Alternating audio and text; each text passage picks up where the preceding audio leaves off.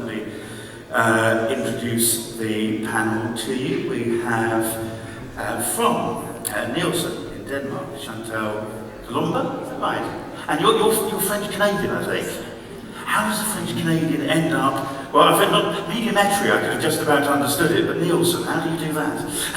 I've been at Nielsen for almost 13 years, but from the Canadian teams. Okay, is that microphone on? Be hearing okay. Bas de Vos is Senior Director of Audience Measurement and Media for Kantar. Bas, welcome. We also have, I'm trying to do this in order, which is not the order it's written in.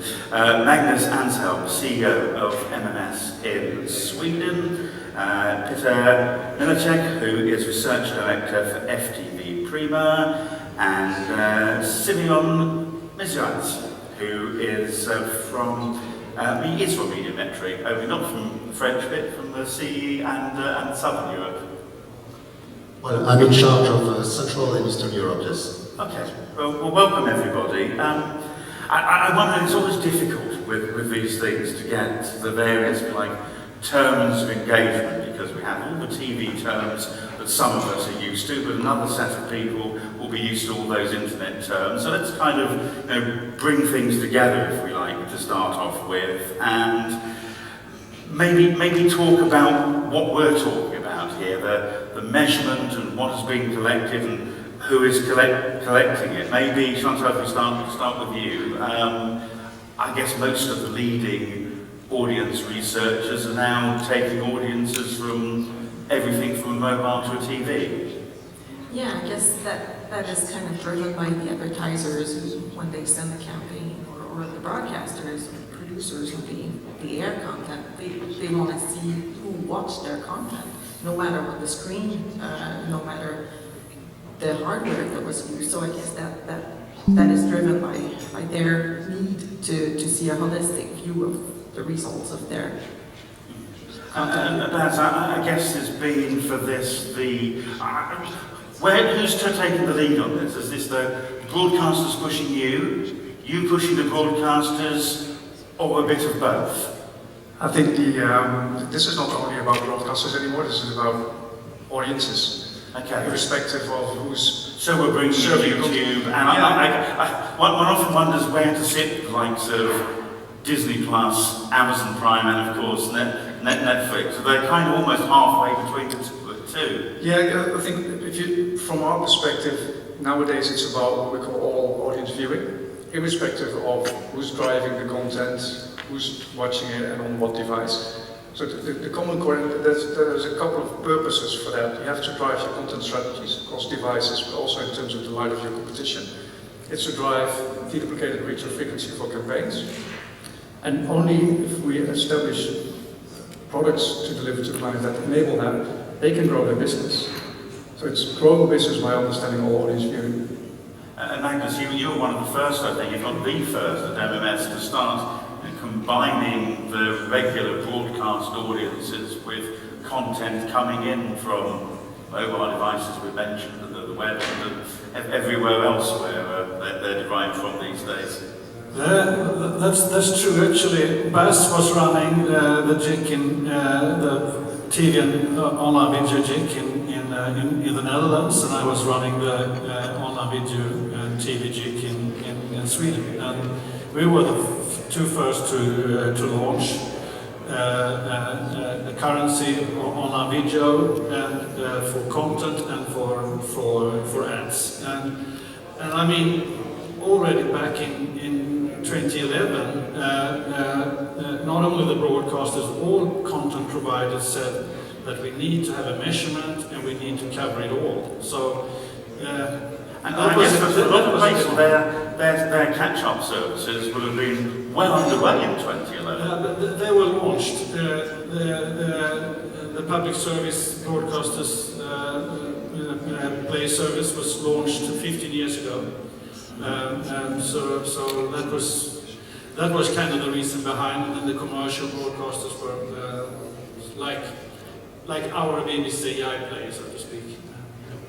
Peter, this is a home match for you, so to speak. What is the data that's being collected here in the Czech Republic? Well, basically, for us as a broadcaster, we collect everything that gets in our way, legally, of course. But yeah, we need to optimize our content, so we are really curious who is watching it, who is watching it in linear TV, who is watching it on HBB TV, OTT, online, and everything. So that's first thing. The second thing is, of course, we need to sell our inventory, and basically for this purpose we need for that kind of official stamp, because obviously that can't be hidden number or hidden methodology. So that's another need for us. And Simeon, from your perspective, you'll be, I guess, it's all the danger being the last person for a question like this, but you'll be collecting that data as well. Is there anything that you've noticed in particular over these past 5-10 years as the services have grown, and anything that you've needed to adjust in order to get the information that people are looking for? Yes, exactly, because every decision maker in this industry would love to have a unified dashboard, so that everything is flat, everything is understandable from one country to the other. But it is not the case yet. So we are working with Nielsen, Kantar, MMS, and with all the institutions measuring the audience in the world. Every methodology from one country to another is very different, and there is a standard in Europe that in other, or in Western, or in USA, there is a standard close, also the same as in Europe, but it's still very different across the world. So we are here to collect everything in one place, because Médiamétrie is the institution measuring audience since almost 40 years in France, and Glance is this international department where we collect everything that exists. So everything that is measured, we collect it, and we try to find the most reliable data to provide to the agencies. And broadening down really to any one of you who wants to jump in really at this point, the digital audience is by its very nature quite fragmented, and at the same time I can imagine a scenario where every country it seems has their own organisation. Okay, some are owned by the same people, but grown up in very different ways, collected the data in very different ways. And then you have somebody like YouTube who comes along, who is a global player, and you have to make sure that you can collect their data and mix that in with your existing domestic broadcasters. How does that work? And I guess this is where a bit of modelling and panels comes into the mix as well. I think I could start with there, and you could fill in, so to speak. Of course, we've been working for 4.5 years in a project to integrate YouTube viewing into to the currency, the online video currency, and then to the total currency. We did it together with Nielsen and Kantar, and also actually GfK too. So with 3 different global research partners. But it is tricky, and comparability is the key. And we're a joint industry committee, so we need to have full transparency. So we can't have different reach standards. They have to be comparable within online video, but also between online video and total with a linear TV. Nobody would accept anything else. So we were working on a long time, but all of a sudden it was a global decision to not to go on, and that was a Google decision. But that doesn't mean that they left. I'm sure it doesn't mean that at all. But in order to apply to a standard that everyone in the industry agree on, there couldn't be enough transparent. But I think Buzz has interesting things to explain what they've been doing later on. But Baz, it's interesting. One of the greatest challenges was the integrating internationally or integrating TV with online. You've got two lots of different opposing sides here. Yeah, I can two comments. First, I would say generically, if we are to measure all audiences, you need panel-based data to start with, because there is a plethora of digital data, which is device-level data, and it's not people. So we need to make this sort of transition from device level to people, because advertisers are not interested in devices they sell to people. And also content providers can build only their strategy based on people, not on devices. So that's step one. So you need to set up a sort of a triangular system where you capture in-panel TV viewing or viewing on the big screen. You need to have a means to capture digital viewing or digital exposure across all devices in home. And you need large-scale, what we call sensor-level data. And sensor-level data can come from broadcasters to capture BVOD and model. You said some modeling, you need heavy modeling. The smart folks combining that data. And then sensor-level data we get from broadcasters. We do that in multiple markets in the world where we combine that data by modeling. The same you can apply to Google or to YouTube in this specific case. We've been working with Google and with MMS in Sweden to set up a sort of a panelist-level data exchange, secure, privacy-safe, GDPR. You'll spend half of your budget and money and time on legal. Once that's solved, you are able to have panelist-level exchange with YouTube about their exposures. And YouTube can also provide aggregates in terms of exposures on that platform. And we're launching now next month in the Brazil market something we call Cross-Media Planner, where the underlying data set is a combination of panel measurement, data exchange with Google aggregates, and modeling. But the key thing here, and this has to do with transparency, as Magnus said, we will be able to correct YouTube reach curves for campaigns or campaigns planning based on this panel level data. So by that you build a trust in the industry, and I think Brazil is an interesting market to have a look at, because this is not a cheap market. But the local team created like a client committee halfway last year, consisting of broadcasters, the biggest existing clients, YouTube, and the agencies.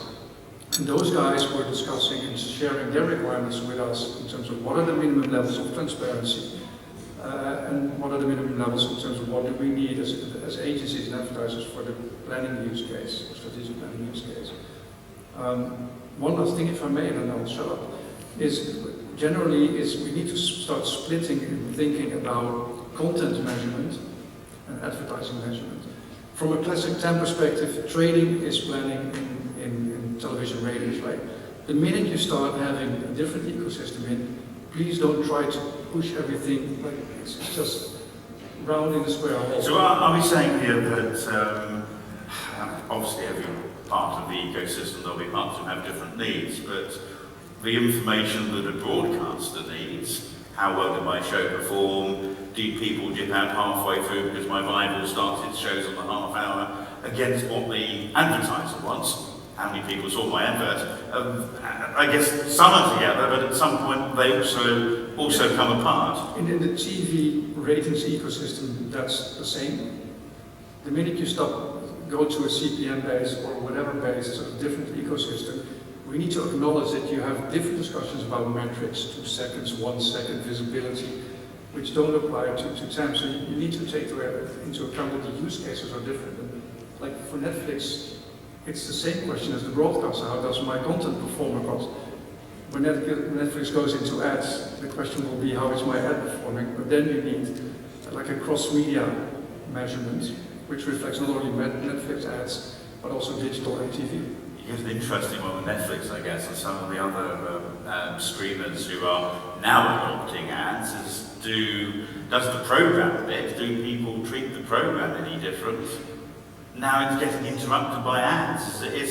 Are ads the old one of the ads come on, you go and boil a kettle? Do people lose interest in a show because all of a sudden it's got adverts and we're not wanting to come to you actually. Chantal, I wanted to ask you actually this idea of the internet players, like gaffers, whatever we want to call them, coming in. Have they changed the way that you count or collate, or the the information that you get for the regular broadcasters in any way. Ideas that have come across which think, well, it can be that way for them too.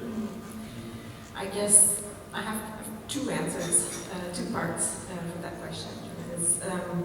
The first is that you have global players that are trying to, and coming into a local measurement that was driven by local broadcasters, and their interests are different.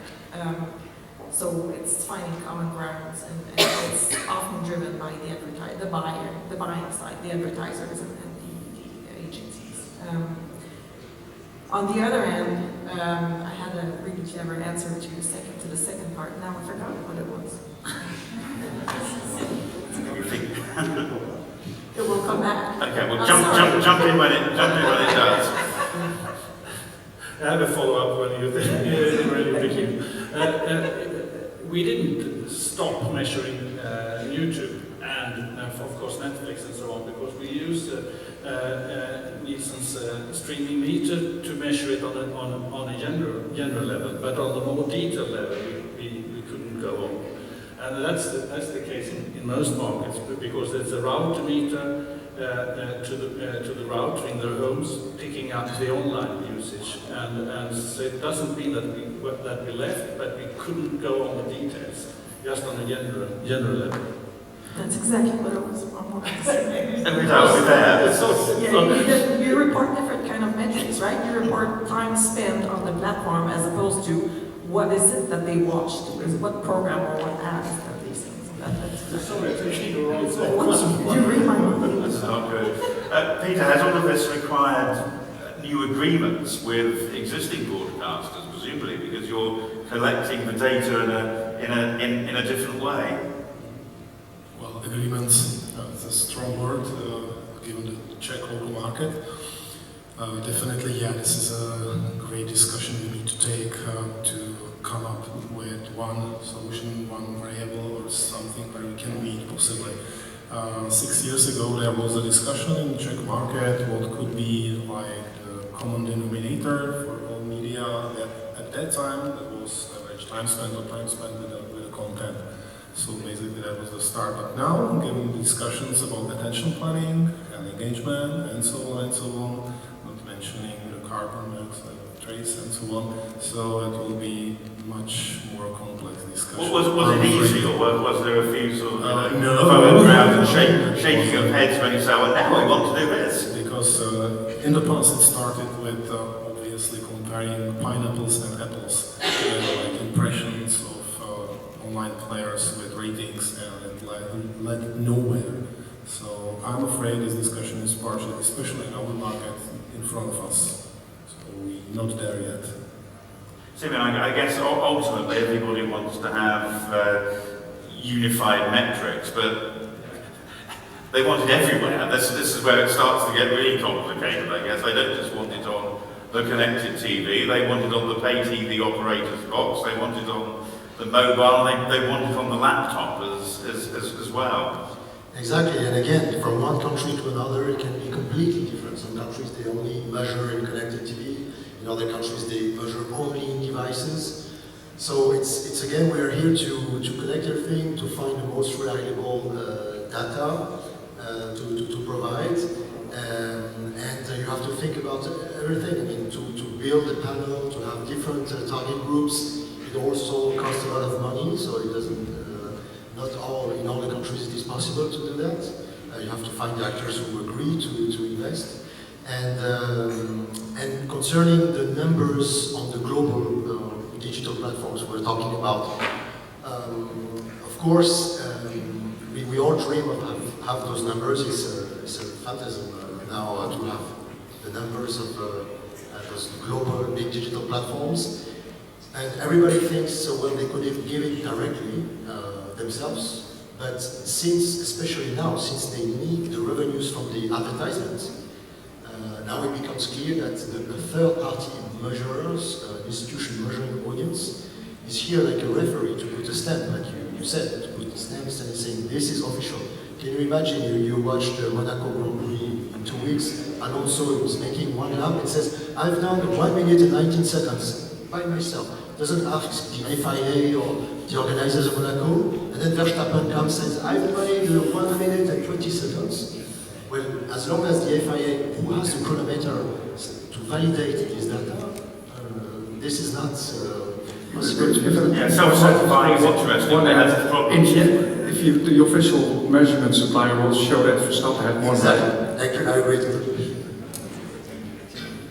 I guess following on from that, Baz, we have this thing, the separation between you could be watching something on your mobile device, so just 5 minutes in, you get it, you sit down on the sofa, and all of a sudden you've moved from one person watching it, the wife and kids come in, and you've got 4, and you've got it on a different device. Yet it's still one of those viewers has been with the show for 5 minutes previously. It's complicated. Yeah, you touched on sort of the co-viewing phenomenon. We discussed that a bit before. It's one of the things that is the most simple, visible show of the added value of translating devices to people. So also in the early discussion, which I really liked about sort of the distribution companies and how they want to do addressable, etc. I think if you can make that transition from a device or a set-top box with an addressable ad to maybe even having 2 contacts instead of 1, if you translate it to people, there is a lot of added value on that, not only for addressable ads, but also in the context of, for example, YouTube on the big screen. So if we can properly measure YouTube on the big screen, on a platform level or on a content uploader level, for example, it adds value to them to become part of this sort of single measurement system for content, right? So it's because within that you've also got different types of ads. I guess they could, a linear broadcast, fairly straightforward, buy my washing powder. But on a mobile device, you've got all sorts of other things that you can do. You can go off and, I don't know, I shouldn't have used this washing powder analogy, but you can go off and choose which of 10 washing powders by clicking and linking through. Yeah, on a campaign measurement level or product discussion, it's even more complicated, I would say. So one of the things you see happening is, for example, what we're now building in the UK around Origin, is where you see where a panel becomes sort of a calibration panel. So it's not the single source of truth for everything, but it is a means by which you can combine and exchange data with multiple providers of ad exposures. Because you will never be able to measure all properly in a panel. But the panel is the point of deduplication across YouTube, Apple, Disney, plus the local ones, right? So I think there will be a mixture in every market, if you talk campaign measurement, of broadcast, the globals, and the local strong players. But you need to find a means to integrate that, and then with the metrics and the definitions that the market at the local level will accept and agree on. And there can be different metrics than for content, right? That makes sense. It's kind of all down to metadata, really, isn't it? It does, but it's a very, very important point here, and it's something that I think all 5 of us want you to bring from this session, is that measuring online usage, it can be co-viewing related. For example, using the router meters, all big research institutes, they do have that. And then router meter, this is built in, is it to the subscriber's router or modem? It's linked to the TV set. So it's the streaming meter of needs, and it's the focal meter of Cantor, and the other ones too. But then you could see in whole the number of viewers per stream. So you really can see it is viewing, not distribution. It's really viewing, and the number of viewers. And if it's a long format and if it's a big screen, it's normally 4 more viewers. If it's a shorter format and a smaller screen, it's normally 1-to-1. But that is a key thing for the business, I think. So that's why I want to come back to that. Yeah, I think here the panel is key, because you get all the behavioral, what is happening in a household, who is watching what, and how do they co-watch, who's sitting in front of the screen within the family, within the household. And then when you combine that with the volumetric data that you get from the players directly.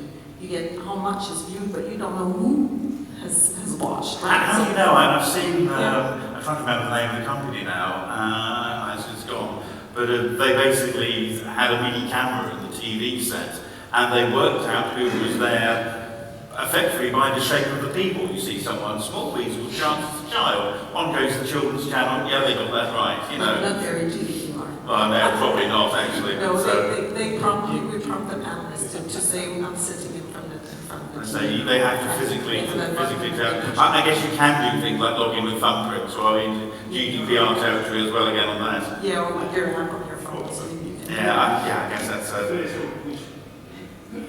because it's very dangerous to get chat GBT or whatever to get into it as well. Simeon, just on the sort of the general video consumption and the sort of metadata, which seems to be sort of a common thread here. I guess even that can be fragmented in the way it's presented as well.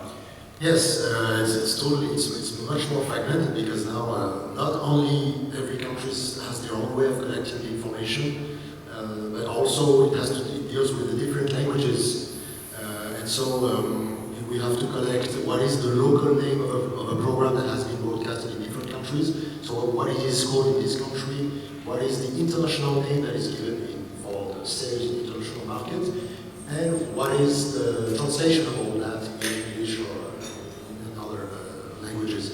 So again, we are working on that. This is a hard job where we look for the different partners that exist, verify this data, and try to find the most reliable so that it can also be a unified, harmonized dashboard that we all dream of. I was just trying to think of an example. I think it was Inspector Morse, the UK detective series, which was happily abbreviated in some countries just plain Morse, you know. But even then, it's something which needs to be accounted for. In case these days it could be a spin-off series, and we know that you only have to. I think Paramount Plus is the best example for a channel entirely built on spin-off series, or it feels like that at times. Yeah, exactly. There can be confusion. Exactly. Yeah, that's sort of another challenge to add to the collection. Chantal, I wanted to ask you about sort of the measurement, if you like, of the digital advertising that we touched on briefly earlier, and making sure that the algorithms are there to sort of match up the correct measurements. Yeah, I guess it brings us back to the metadata. As I mentioned before, the panel is bringing us the behavior and everything that is happening in the households and demographics. But you can also use the census data to model and bring all the qualitative information you have from the panel to the census, right, to the volume of the census. But you need metadata to be able to do that. You need to look at what genre of programs is the household watching, and then people with a similar demographic can then be virtually expanded to, the panel can be virtually expanded to, based on the behaviors. And that brings this is where, I guess, when some operators say, right, this is how we base our people must watch next. Well, exactly. This sort of data has the Gracenote metadata database, right, where it powers the Netflix of this world. If you watch this type of content, then there's a 98% likelihood that you'll like this. So this is also used in the modeling of the data to bring the digital world with the TV world, right?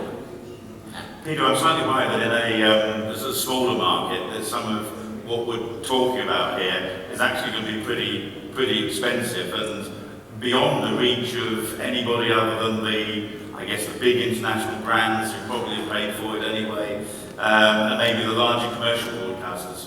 Yes, absolutely. You hit the nail.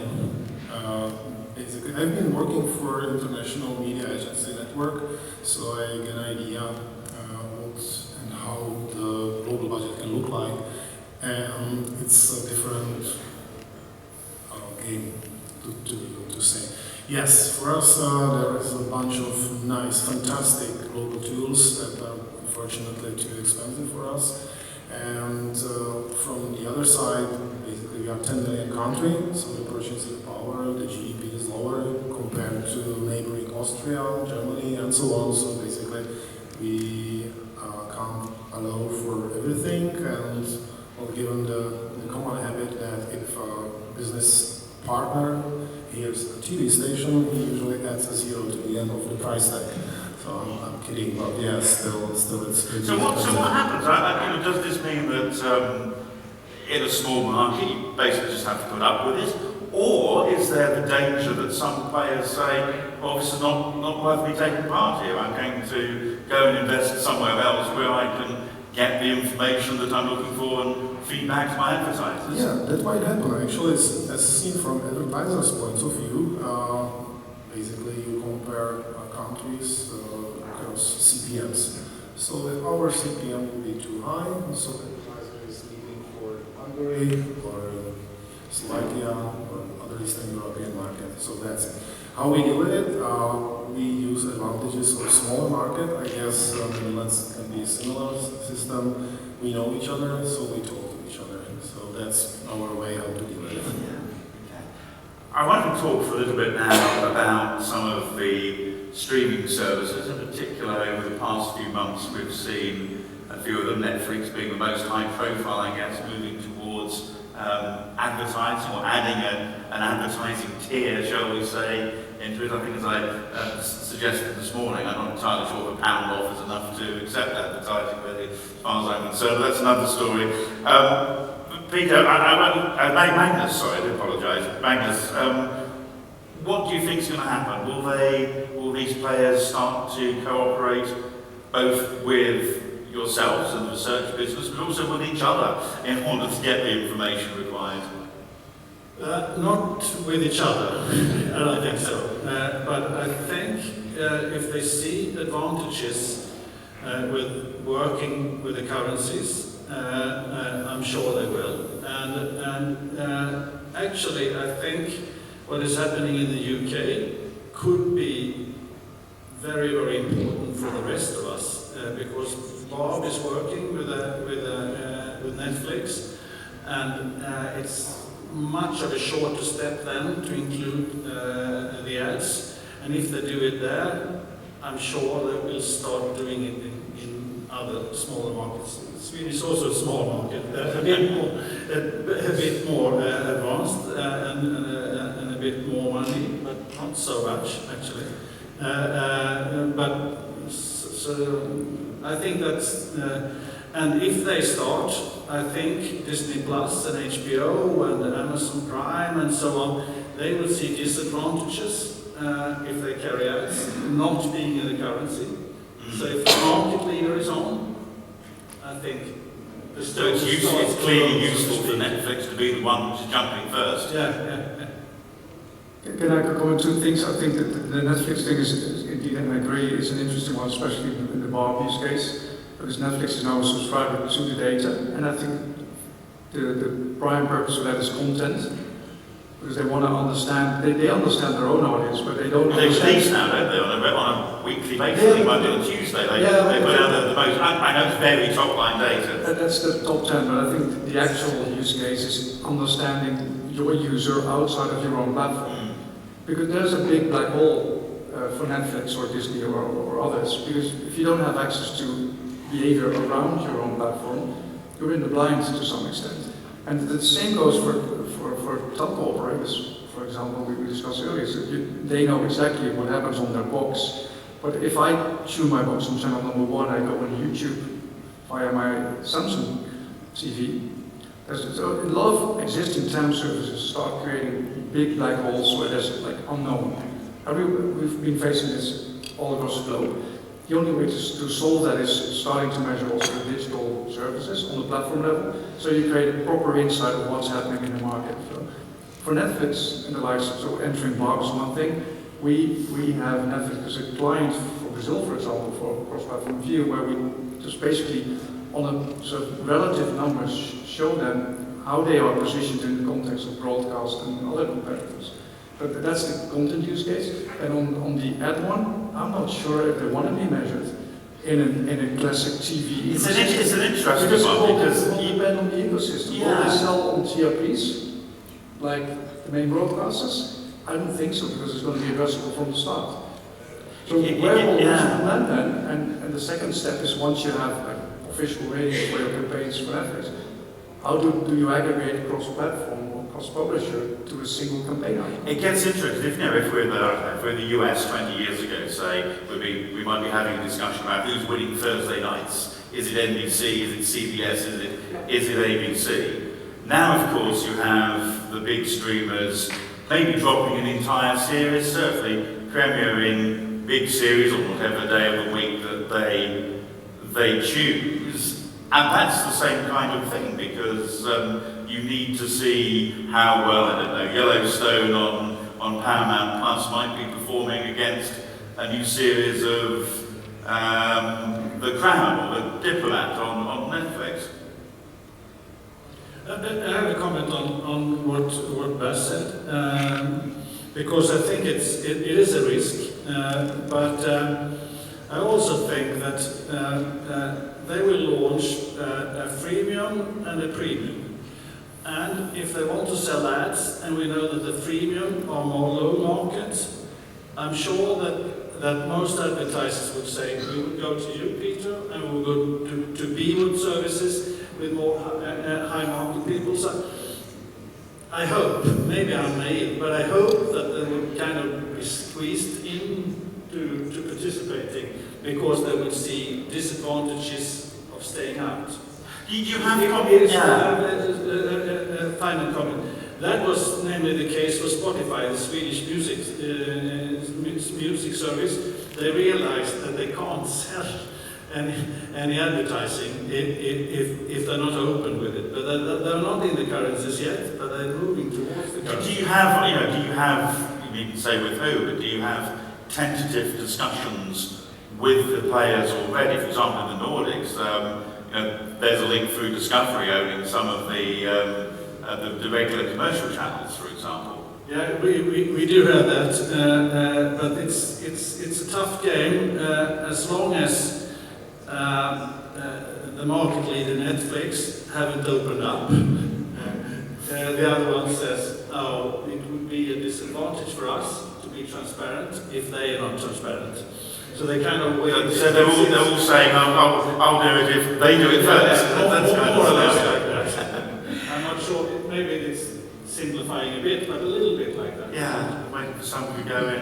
What about the advertising agencies? Simeon, are they using regular advertising agencies, or are they, I think it was Netflix, there was some discussion, wasn't there, early on as to using a Microsoft system that would go to the website of things rather than a standard TV sales house?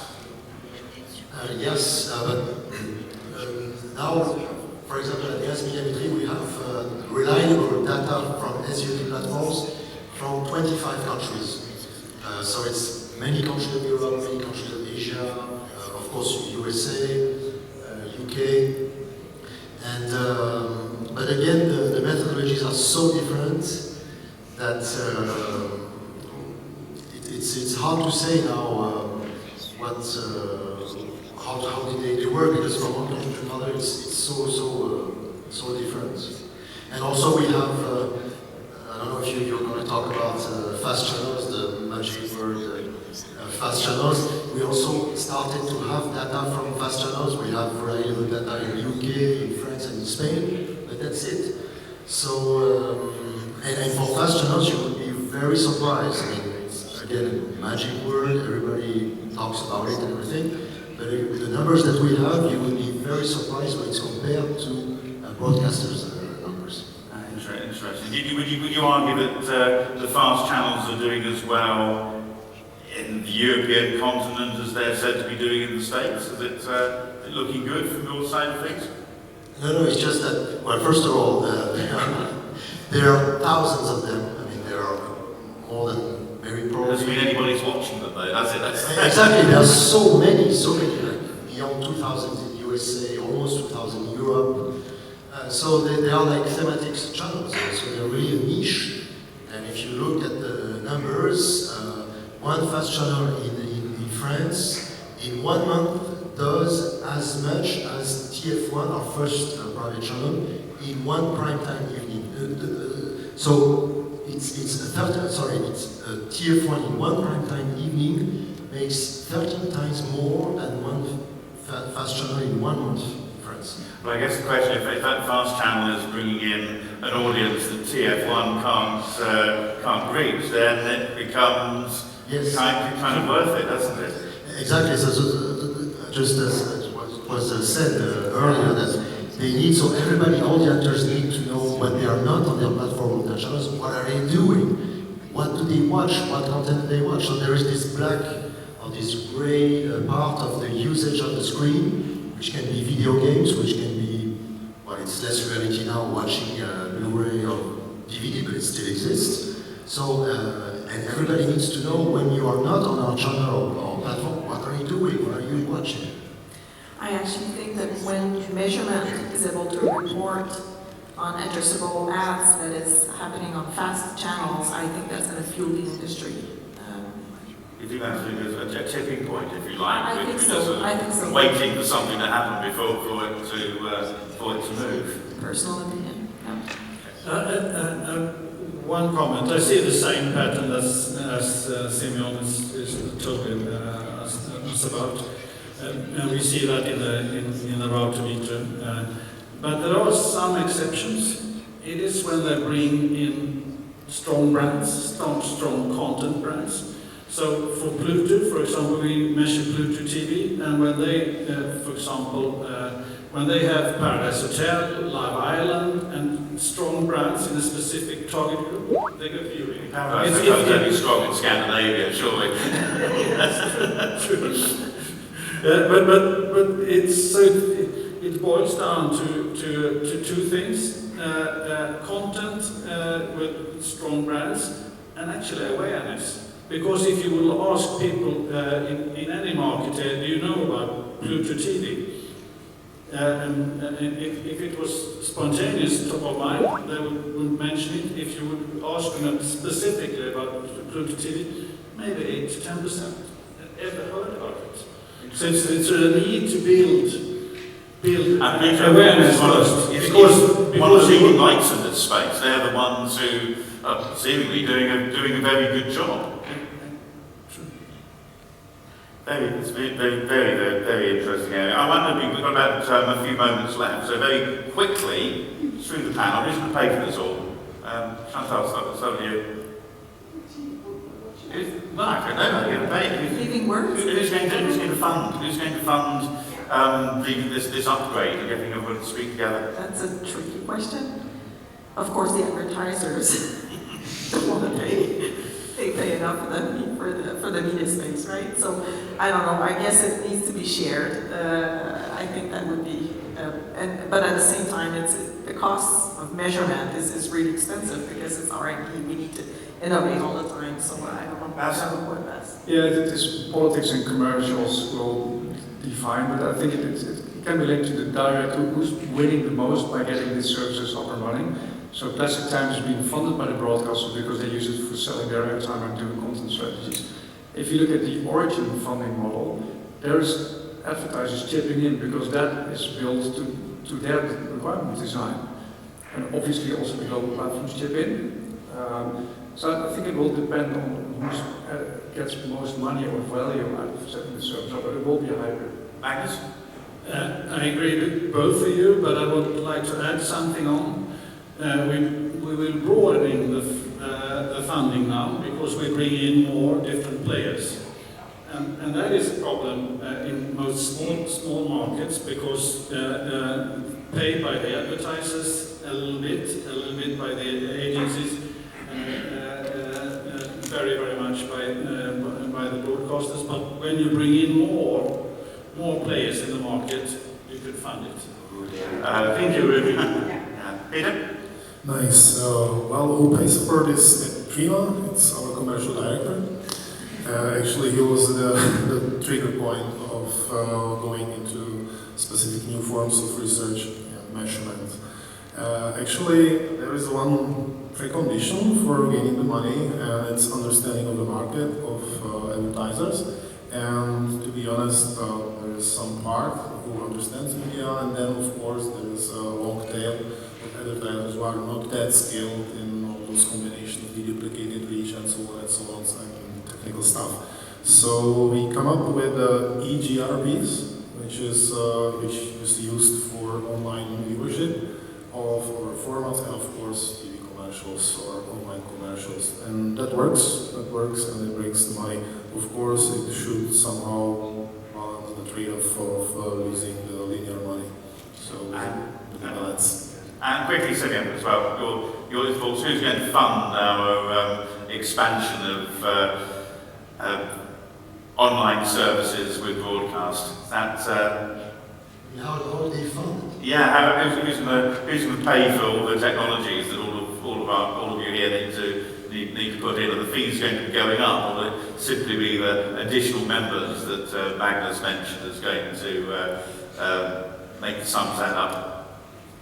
Well, first it has to be harmonized, and there must be one standard, as it was said earlier in other panels. So hopefully, MMS, Quentin, Nielsen, thank you very much for making such a great job to make a standard, so we can say that in Europe, in the USA, in Canada, it's all the same, or it's all comparable.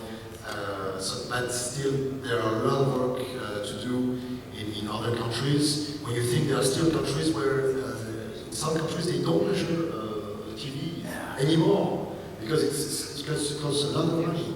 Then in other countries, the institution measures the digital audience besides the TV, but the broadcasters doesn't want to hear about it. They don't want to say no.